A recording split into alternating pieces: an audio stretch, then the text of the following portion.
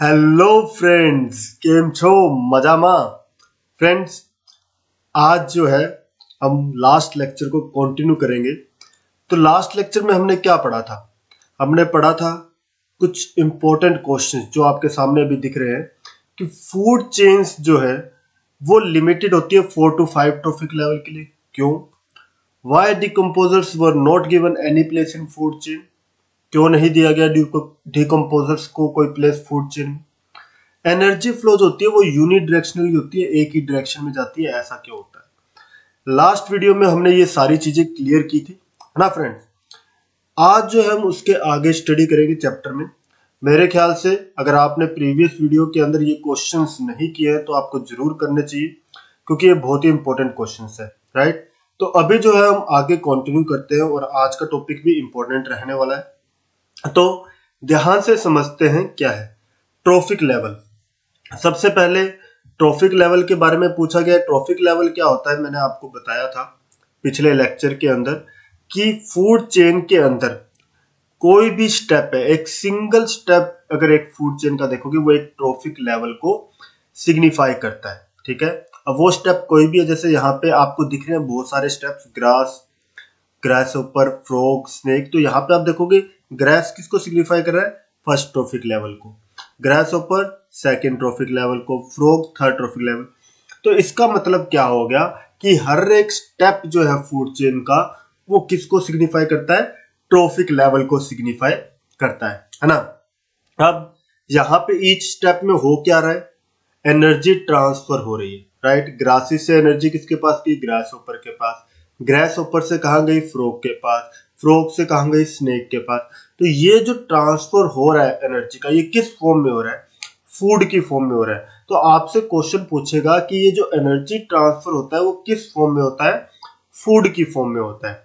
Okay friends, आपको पता है हम सारी एनसीईआरटी कवर करके चल रहे हैं, तो मेरे साथ बने रहिए ताकि आपको कोई भी दिक्कत नहीं आएगी इस चैप्टर के अंदर। क्लियर? नेक्स्ट आगे देखते हैं इकोलॉजिकल पिरामिड क्या होता है।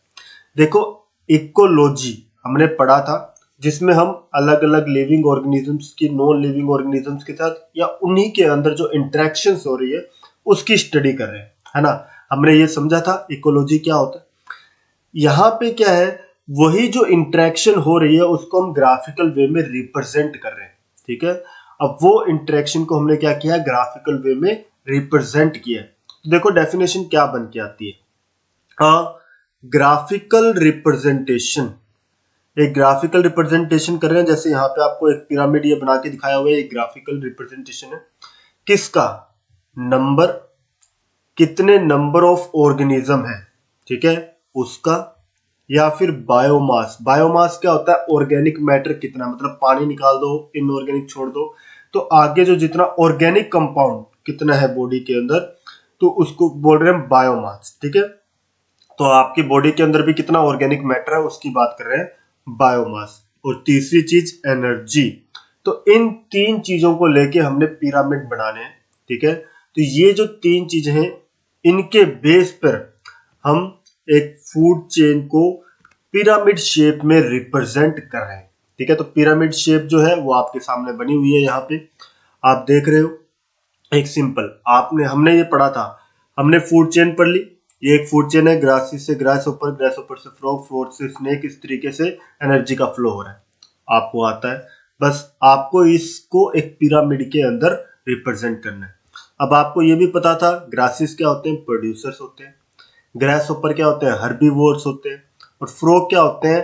Primary carnivore. तो वही चीजें आपको क्या करनी है जब आप ये पिरामिड बनाते हो। देखो मैंने यहाँ पे सारी चीजें एकदम A to Z लिख दी है जो एक पिरामिड के लिए आपको लिखनी है, ताकि आपके नंबर कहीं से भी कटे ना और आप कभी कंफ्यूज ही ना हो। तो यहाँ पे आप देखोगे first trophic level, second trophic level, third trophic level, fourth, तो ऐसे ही रिप्रेजेंट किया हुआ है। और इधर मैंने क्या रिप्रेजेंट किया है कि वो फर्स्ट ट्रॉफिक लेवल क्या है? प्रोड्यूसर है, हर्बीवोर है, कार्निवोर है। अब आपने ये भी पढ़ा था पहले हमने कि हर्बीवोर को ही प्राइमरी कंज्यूमर भी बोलते हैं, तो वो चीज भी यहाँ पे सिग्निफाई की हुई है। तो इस चीज को ध्यान में रख के ये पिरामिड आपको बनाना है। अब एक चीज आप ध्यान रखोगे, आप ये चीज इसी सीक्वेंस में ऐसे लिखोगे ये वाले भी इधर ही ऐसे लिखोगे और ये वाले भी ऐसे ही लिखोगे हमेशा जब भी पिरामिड बनाना है, ठीक है। सीक्वेंस चेंज नहीं होना चाहिए। फर्स्ट ट्रॉफिक लेवल हमेशा नीचे आएगा, ग्राउंड लेवल पर आएगा। प्रोड्यूसर्स हमेशा सबसे नीचे आएंगे और कंज्यूमर हमेशा सबसे टॉप पर। तो टर्शरी कंज्यूमर या आप कह लो टर्शरी कार्निवोर्स जो है वो सबसे ऊपर आएंगे, ठीक है। अगर 4 वाला है, 4 ही ट्रॉफिक लेवल है तो टर्शरी कंज्यूमर आ जाएगा टॉप पर, और 5 ट्रॉफिक लेवल है तो टर्शरी कार्निवोर टॉप पर आ जाएगा। ओके फ्रेंड्स, तो आपको ये चीज देख के चलनी है, क्लियर, कि ये जो सीक्वेंस है आपको ग्राउंड लेवल पे किसको रखना है और टॉप पे किसको रखना है, ठीक है। तो इन्हीं पैरामीटर्स को हम 1 बाय 1 स्टडी करेंगे। सबसे पहले देखो, इकोलॉजिकल पिरामिड को 3 पैरामीटर्स पे हमने अभी देखा, नंबर, बायोमास और एनर्जी के बेस पे हम डिवाइड कर रहे हैं। तो सबसे पहले ले लिया हमने नंबर। नंबर वाला का मतलब क्या हो गया कि एक पर्टिकुलर एरिया के अंदर कितने नंबर ऑफ इंडिविजुअल है, कितने नंबर ऑफ ऑर्गेनिजम्स है। सिंपल सा है। तो आप अगर कोई भी एरिया लोगे उसके अंदर कितने नंबर है उस ऑर्गेनिज्म का, वो आपको यहाँ पे रिप्रेजेंट करना है। तो एक फूड चेन है, जगह अगर मान लो एक्वेटिक फूड चेन है। एक्वेटिक फूड चेन मैंने बताई थी पानी के अंदर जो हो रही है, फाइटोप्लैंक्टन, जूप्लैंक्टन, ये भी प्रीवियस वीडियो के अंदर सारा एक्सप्लेन कर चुका हूँ। बस आपको यहाँ पे देखना है कि उसको प्रेजेंट कैसे कर रहे हैं पिरामिड की फॉर्म में। अब देखोगे जूप्लैंक्टन के मुकाबले फाइटोप्लैंक्टन का नंबर ज्यादा होता है, तो ये नीचे वाला ब्लॉक बड़ा बनाया हमने, ठीक है। जूप्लैंक्टन का फाइटोप्लैंक्टन से कम होता है तो थोड़ा छोटा हो गया। स्मॉल फिशेस का नंबर उनसे कम होगा तो वो और छोटा हो गया। लार्ज फिशेस का नंबर उनसे भी कम होगा तो वो बॉक्स और छोटा बनाया, ठीक है। तो चाहे आप ये इस तरीके से रिप्रेजेंट करो या फिर ये इस तरीके से रिप्रेजेंट करो, दोनों सही है, गलत नहीं है। ध्यान रखना, चाहे आप ये इस तरीके से ट्रायंगल बना रहे हो या फिर यहाँ पे आप ऐसे ब्लॉक्स बना के बना रहे हो, दोनों ही सही है, दोनों ही पिरामिड को रिप्रेजेंट कर रहे हैं। क्लियर। अब देखो पिरामिड के अंदर आपको 2 वैरायटीज मिल रही है। एक तो है अपराइट, मतलब सीधा खड़ा है पिरामिड, और एक होता है इन्वर्टेड, मतलब उल्टा है, ठीक है। तो अगर उल्टा पिरामिड है इस तरीके से तो आपको ये दिख रहा ट्री वाला, और यहाँ पे आपको दिख रहा है वो सीधा है, ठीक है। तो अगर यहाँ पे आपको उल्टा वाला कैसे बना, ये देखो एक ट्री है, ट्री इकोसिस्टम की बात कर रहे हैं। यहाँ पे एक ट्री है, ट्री के ऊपर बहुत सारे बर्ड्स होंगे, तो ट्री से ज्यादा नंबर हुआ बर्ड्स का, है ना। एक ही पेड़ के ऊपर बहुत सारे बर्ड्स हो सकते हैं, तो एक पेड़ के ऊपर बहुत सारे बर्ड्स हैं, और उस बर्ड के ऊपर बहुत सारे लाइस और बग्स होंगे तो उनका नंबर उनसे भी ज्यादा होगा, और इन लाइस बग्स के ऊपर बहुत सारे बैक्टीरिया, फंजाई, ये सब हो सकते हैं, उनका नंबर और भी ज्यादा होगा। तो आपको ये ध्यान रखना है कि यहाँ पे नंबर जैसे जैसे ऊपर जा रहे हैं इंक्रीज हो रहा है, तो नंबर जैसे जैसे ऊपर गए इंक्रीज होता गया। पर आप देखोगे प्रोड्यूसर को अभी भी हमने सबसे नीचे ही रखा है, प्रोड्यूसर का लेवल हमने चेंज नहीं किया, प्रोड्यूसर हमेशा सबसे नीचे ही आएगा। क्लियर है। फर्स्ट ट्रॉफिक लेवल भी हमेशा इसको नीचे वाले को ही बोलेंगे, प्रोड्यूसर को ही बोलेंगे। फर्स्ट ट्रॉफिक लेवल आप अब ऊपर वाले को नहीं बोलोगे, ठीक है, क्योंकि ट्री ही प्रोड्यूसर होते हैं और फर्स्ट ट्रॉफिक लेवल भी यही होता है। तो चाहे पिरामिड इन्वर्टेड हो चाहे अपराइट हो, कैसा भी हो, आपको ये ध्यान रखना है प्रोड्यूसर्स हमेशा सबसे नीचे वाले स्टेज को ही बोलेंगे, फर्स्ट ट्रॉफिक लेवल भी सबसे नीचे ही आएगा। क्लियर है। तो अब ध्यान रखना, अगर आपको एग्जाम में बोल देता है कि अपराइट पिरामिड बनाना है और पिरामिड ऑफ नंबर बनाना है, तो आप कौन सा, ये वाला बना के आओगे, या फिर हमने जो पढ़ा अभी ये वाला भी आप बना सकते हो। अगर आपको ये बोल दिया जाए कि आपको इन्वर्टेड पिरामिड बनाना है तो आप ये वाला बना के आओगे। क्लियर है फ्रेंड्स। आपको बहुत ही ध्यान रखना है कि आपको क्या दिया गया है क्वेश्चन में, उसके अकॉर्डिंग ही आपको वर्क करना है। Clear friends. ओके, चलो बायोमास का देखते हैं। तो ऐसा ग्राफ जो बायोमास को शो करेगा, तो biomass present per unit area, तो पर यूनिट एरिया में कितना बायोमास है उसको अगर आप पिरामिड की फॉर्म में रिप्रेजेंट कर रहे हो तो वो क्या हो गया, पिरामिड ऑफ बायोमास। बायोमास है क्या चीज, is the amount of organic matter present in the organism. Simple, कितना ऑर्गेनिक मैटर प्रेजेंट है एक ऑर्गेनिज्म के अंदर, वही क्या उसका बायोमास है। तो बायोमास के हम पिरामिड्स देख लेते हैं। ये देखो आपको दिखाए गए हैं यहाँ पे, तो यहाँ पे भी आपको दोनों ही शो कर दिया, अपराइट कौन सा है और इन्वर्टेड कौन सा है। तो अपराइट वाले में आप देख रहे हो ग्रासेस का जो है बायोमास ज्यादा है इनके मुकाबले, पर यूनिट एरिया के अंदर देख रहे हैं, तो एरिया के अंदर जितनी ग्रासेस होगी उस सभी को कैलकुलेट करके देखा जाएगा। तो इनका जो नंबर है वो बायोमास जो है वो ज्यादा है रैबिट से। स्नेक्स का बायोमास कम है रैबिट्स के मुकाबले, और बर्ड्स का और भी कम है। तो यहाँ पे आपको सिर्फ क्या देख रहे हो, बायोमास। पर यहाँ पे देखो एक्वेटिक वाले में ये अपोजिट हो गया, उल्टा हो गया, इन्वर्टेड हो गया। यहाँ पे आप देख रहे हो कि फाइटोप्लैंक्टन जो होते हैं उनका बायोमास कम होता है जू प्लैंक्टन का, उससे ज्यादा स्मॉल फिश का और लार्ज फिश का। फिर तो ये वाला जो है आपको सबसे ज्यादा कंफ्यूज करता है, तो आपको ध्यान रखना है कि इन्वर्टेड वाला कौन सा होगा। बायोमास पिरामिड दिया हुआ है तो एक्वेटिक या पोन्ड इकोसिस्टम का वो कैसा होगा, इन्वर्टेड होगा। क्लियर है। पर अगर नंबर वाले में देख रहे थे तो नंबर वाले में ये कैसा था, अपराइट था या इरेक्ट था। पर यहां पे आप देख रहे हो इन्वर्टेड है बायोमास वाले के केस में। पिरामिड ऑफ एनर्जी की अगर बात करते हैं तो यहाँ पे आप हमेशा देखोगे ये हमेशा अपराइट ही होगा, सीधा होगा, क्योंकि एनर्जी हमेशा ज्यादा से कम वाले के पास जाती है, कम से ज्यादा वाले के पास नहीं जाती। यूरिन डायरेक्शन फ्लो होता है। तो पिरामिड ऑफ एनर्जी कैसा होगा, इस तरीके का बनेगा, हमेशा ग्रासिस का ही या प्रोड्यूसर का ही सबसे ज्यादा एनर्जी होगा। उसके ऊपर जैसे जैसे जाते जाओगे वैसे वैसे एनर्जी कम होती जाएगी। क्लियर है फ्रेंड्स, ये आपको ध्यान रखना है। क्लियर। सो फ्रेंड्स, नेक्स्ट जो हमारा है फ्लो ऑफ एनर्जी, और फ्लो ऑफ एनर्जी बहुत ही इंपॉर्टेंट है और यहां से भी क्वेश्चन बनते हैं। तो कुछ पॉइंट्स ऐसे आएंगे जो आपको लगेंगे आपने पहले भी सुने हैं, जो हमने प्रीवियस लेक्चर्स में हुए। तो सबसे पहला जो है क्या बोल रहा है, green plants in terrestrial ecosystem capture about 1% of energy of sunlight. मतलब क्या है कि जितनी एनर्जी या सनलाइट पत्तों के ऊपर गिर रही है वो उसका सिर्फ 1% ही कैप्चर कर रहा है। ठीक है, तो जितनी सनलाइट उसके ऊपर गिरी उसका सिर्फ 1% उसने कैप्चर किया और उससे फोटोसिंथेसिस करके फूड बनाया। तो ध्यान रखना कितना परसेंट कैप्चर कर रहा है, सिर्फ 1%। ये कहाँ है, टेरेस्ट्रियल इकोसिस्टम में। अगर वहीं बोला जाए एक्वेटिक इकोसिस्टम में तब आप बोलोगे 0.2%। ध्यान रखना 0.2%। क्लियर। ओके, ये एक इंपॉर्टेंट क्वेश्चन था। Next, during energy transfer between trophic levels, जब ट्रॉफिक लेवल्स के बीच में एनर्जी ट्रांसफर हो रहा है, a great deal of energy is lost as heat to the environment. अब आपने देखा होगा कि मैंने आपको पहले बताया था कि जब एक ट्रॉफिक लेवल से दूसरे ट्रॉफिक लेवल पे एनर्जी ट्रांसफर हो रहा है तो बहुत सारे एनर्जी जो है लॉस हो रहा है बीच में, क्योंकि बहुत कम अमाउंट जो है नेक्स्ट ट्रॉफिक लेवल के पास जा रहा है। तो जो ये कम अमाउंट गया तो बहुत सारा लॉस भी हुआ होगा। तो ये जो लॉस है इन्वायरमेंट के पास, जो लॉस हो रहा है वो किस फॉर्म में हो रहा है, हीट की फॉर्म में। तो ये एक अगला क्वेश्चन बनता है कि जो एनर्जी लॉस होता है वो किस फॉर्म में होता है, हीट की फॉर्म में। ठीक है। अब कुछ एनर्जी जो है वो ऑर्गेनिज्म खुद अपने प्रोसेसेस के लिए भी यूज करेगा, या आप कह सकते हो लाइफ प्रोसेसेस के लिए वो यूज करता है। तो डाइजेशन हो गया, रेस्पिरेशन हो गया, खुद का मेटाबॉलिज्म हो गया, ग्रोथ, रिप्रोडक्शन, इन सब चीजों के लिए वो यूज कर लेता है। ठीक है। अब बोल रहा है an average of 10% of food eaten organic matter is available for next trophic level.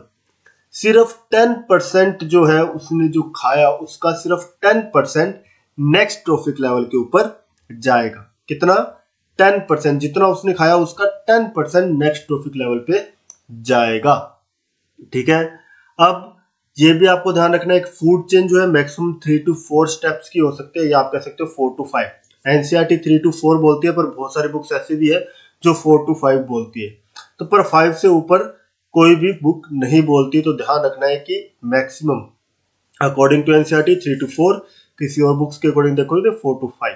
Clear. पर 5 से अबव फूड चेन के अंदर स्टेप्स या ट्रॉफिक लेवल्स नहीं होते। ठीक है। अब ये स्टेप्स इतने ही क्यों होते हैं, क्योंकि मैंने आपको पहले बताया था कि सक्सेसिव ट्रॉफिक लेवल्स के अंदर क्या हो रहा है, एनर्जी लॉस हो रहा है। तो लगातार एनर्जी लॉस होने की वजह से लास्ट ट्रॉपिक लेवल के बाद जो है एनर्जी अवेलेबल बहुत कम है, और उससे नेक्स्ट ऑर्गेनिज्म का सर्वाइवल पॉसिबल नहीं है, इसलिए वो वहीं तक ही होती है। Clear friends. नेक्स्ट जो आता है फ्लो ऑफ एनर्जी जो है यूनिडायरेक्शनल होगा।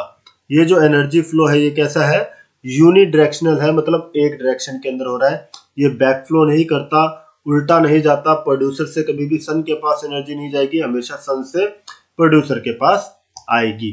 तो इस तरीके से हमने ये सारी चीजें पढ़ी थी। नेक्स्ट जो आता है 10% लो। 10% लो क्या बोलता है, देखो नाम से पता लगता है 10%, मतलब एक ट्रॉफिक लेवल से जब दूसरे ट्रॉफिक लेवल के पास जा रहे हैं तो वहां पे जो है सिर्फ 10% ऑफ एनर्जी जो है नेक्स्ट ट्रॉफिक लेवल के लिए अवेलेबल है। ठीक है, तो एक ट्रॉफिक लेवल से जब दूसरे ट्रॉफिक लेवल में जाते हैं तो सिर्फ 10% एनर्जी ही ट्रांसफर होता है, तो बाकी बचा हुआ 90% कहाँ गया, तो 90% जो है वो इन्वायरमेंट के अंदर या तो लॉस हो चुका है, किस फॉर्म में, हीट की फॉर्म में, या तो लॉस हो गया या फिर ऑर्गेनिज्म ने खुद के लाइफ प्रोसेसेस के अंदर उसको यूटिलाइज कर लिया है। ठीक है फ्रेंड्स, ध्यान रहेगा 10% लो।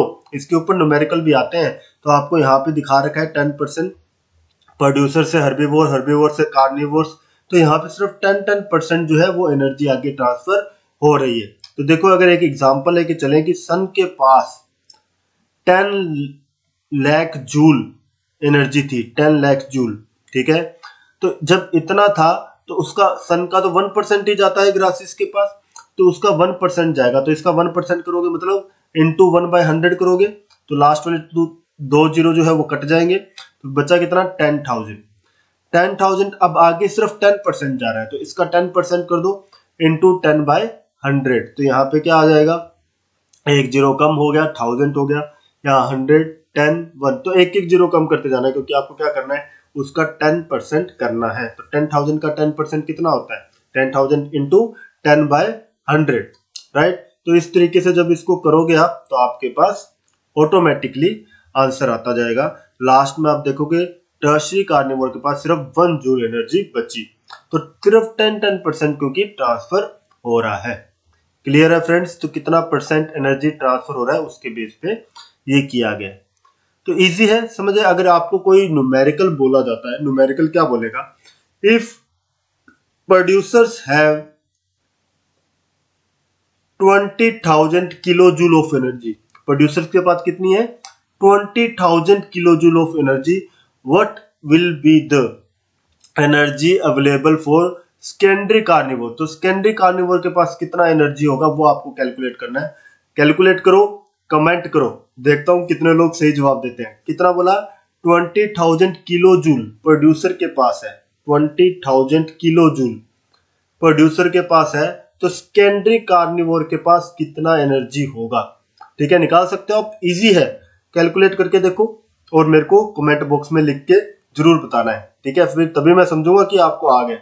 ओके फ्रेंड्स, आगे कंटिन्यू करते हैं। ये पिरामिड आपको ध्यान रखना इंपॉर्टेंट है, एग्जाम में भी पूछ सकते हैं, इस पिरामिड को बनाने के लिए भी दिया जा सकता है। नेक्स्ट आता है biological magnification, very important topic, और ये आपके आगे भी आएगा। बायोलॉजिकल मैग्निफिकेशन के दूसरे नाम क्या है, बायो मैग्निफिकेशन भी बोला जा सकता है या फिर बायो एक्यूमुलेशन भी बोला जा सकता है। तो बायो मैग्निफिकेशन या बायो एक्यूमुलेशन क्या होता है, सिंपल देखो, बायो, बायो का मतलब लिविंग ऑर्गेनिज्म, सिंपल है, लाइफ या लिविंग ऑर्गेनिज्म। मैग्निफिकेशन मतलब बड़ा करना। अब लिविंग ऑर्गेनिजम्स के अंदर अगर नॉन बायोडिग्रेडेबल चीजें, नॉन बायोडिग्रेडेबल चीजें कौन सी होती है, जो डिकम्पोज नहीं हो सकती है ना, या टॉक्सिक सब्सटेंसेस या केमिकल सब्सटेंसेस जो है लगातार इंक्रीज करते जा रहे हैं, तो जब आप एक ट्रॉफिक लेवल से दूसरे ट्रॉफिक लेवल के पास मूव करते हो तो उस दौरान क्या हो रहा है, एक ट्रॉफिक लेवल से दूसरे ट्रॉफिक लेवल पे जा रहे हो तो लगातार ये केमिकल सब्सटेंसेस की मात्रा इंक्रीज होती जाती है और टॉप मोस्ट ट्रॉफिक लेवल पे मात्रा सबसे ज्यादा होगी। इसी को क्या बोलते हैं, बायोमैग्निफिकेशन। चलो एक सिंपल एग्जांपल लेके चलते हैं, इसी से समझते हैं। ये आपको यहाँ पे फ्लो चार्ट दिखा रखा है ना, तो इस फ्लो चार्ट में देखो, अगर मान लो मैंने क्या किया है, डीडीटी अप्लाई कर दिया, डीडीटी अगर मैंने अप्लाई कर दिया तो ग्रासेस क्या करेंगे, वो डीडीटी को एब्जॉर्ब कर लेंगे। ठीक है, अगर इन ग्रासेस के पास वो डीडीटी चला गया, अब वो वहां से ट्रांसफर होगा ग्रास ऊपर के पास, क्योंकि ग्रास ऊपर भी क्या कर रहे हैं, ग्रासेस के ऊपर ही फीड कर रहे हैं। तो ग्रास ऊपर के पास जाएगा। अब एक ग्रास ऊपर कोई एक ही ग्रास को तो खाएगा नहीं, तो बहुत सारे ग्रासेस के ऊपर फीड करेगा, तो ऑलमोस्ट क्या होगा, सभी ग्रासेस से उसके पास डीडीटी जा रहा है, जाएगा तो कंसंट्रेशन क्या होगी ग्रास ऊपर के पास, इंक्रीज होगी। एक फ्रॉग बहुत सारे ग्रास ऊपर के ऊपर फीड करेगा, तो फ्रॉग के अंदर क्या होगी, कंसंट्रेशन फर्दर इंक्रीज करती जाएगी, क्योंकि डीडीटी क्या होता जा रहा है, एक्यूमुलेट होता जा रहा है उनके अंदर। और फ्रॉग से जब स्नेक के अंदर जाएगा तो एक स्नेक बहुत सारे फ्रॉग्स के ऊपर फीड करेगा, तो स्नेक के अंदर कंसंट्रेशन और इंक्रीज करते जाएगा। तो जैसे जैसे ऊपर जा रहे हैं हम ट्रॉफिक लेवल में, तो कंसंट्रेशन क्या हो रही है, इंक्रीज होती जा रही है। तो ध्यान रखना, कंसंट्रेशन क्या हो रही है, इंक्रीज हो रही है जैसे जैसे हम ऊपर जा रहे हैं। Highest top most trophic level के ऊपर सबसे ज्यादा नॉन बायोडिग्रेडेबल सब्सटेंस होगा, या टॉक्सिक सब्सटेंस होगा, या कह सकते हो केमिकल सब्सटेंस होगा। किसके पास सबसे ज्यादा होगा, टॉप मोस्ट, और सबसे कम प्रोड्यूसर के पास होगा। ठीक है, ध्यान रखोगे ये चीज। देखो डेफिनेशन से समझो, process of accumulation of non biodegradable और chemical substances progressively at each successive trophic level of food chain. एक फूड चेन के अंदर जैसे जैसे आप हर एक ट्रॉफिक लेवल से दूसरे ट्रॉफिक लेवल पे जा रहे हो, तो नॉन बायोडिग्रेडेबल जो सब्सटेंसेस है वो लगातार इंक्रीज होते जा रहे हैं, एक्यूमुलेट होते जा रहे हैं, इकट्ठे होते जा रहे हैं, जिसकी वजह से उसका अमाउंट इंक्रीज हो रहा है। इसलिए इसको क्या बोल दिया, बायो मैग्निफिकेशन। बायो वर्ड जो है वो किसको सिग्निफाई कर रहा है, लिविंग ऑर्गेनिज्म, क्योंकि लिविंग ऑर्गेनिज्म के अंदर इकट्ठा हो रहा है। मैग्निफिकेशन मतलब जो इंक्रीज होता जा रहा है।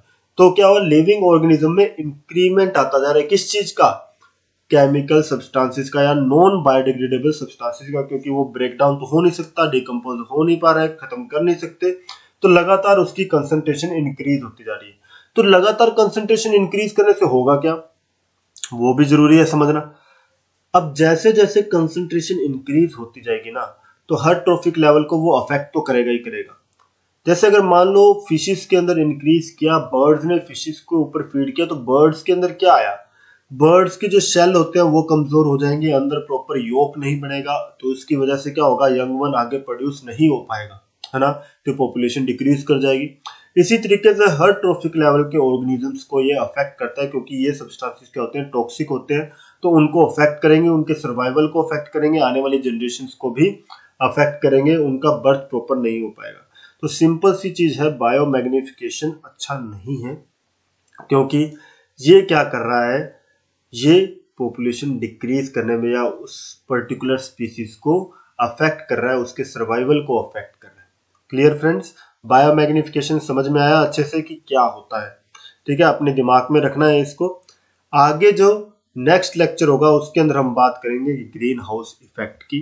ठीक है, ग्लोबल वार्मिंग क्या होता है, ओजोन कैसे फॉर्म होता है, ओजोन क्या क्या चीजें हैं, ये सब हम नेक्स्ट लेक्चर के अंदर बहुत अच्छे से समझेंगे। तो ये वाला लेक्चर जो मेरे ख्याल से आपके लिए इम्पोर्टेंट था, आने वाला लेक्चर भी बहुत इम्पोर्टेंट होने वाला है। मैं उम्मीद कर रहा हूँ आप बहुत अच्छे से इसको समझेंगे। ठीक है, और आज के लिए काफी है friends, have a nice day.